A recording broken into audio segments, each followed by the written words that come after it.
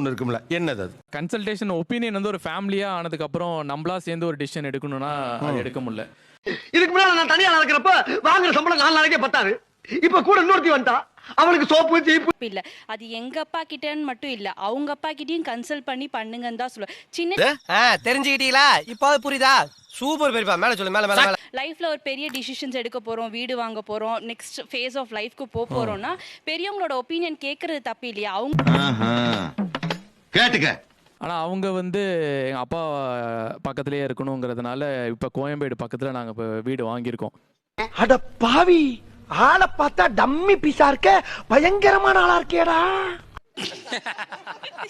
அப்படி இல்ல, ஜென்ரலி அப்பாவை நினைச்சும் போது பார்க்கணும் அப்படின்னு ஆசை இருக்கும். ஸோ இத சொன்னா நம்மள பைத்தியக்காரன்னு சொல்றாயா? இல்ல, எனக்கு அந்த நான் இந்த ஏரியாலே வளர்ந்துட்டேனா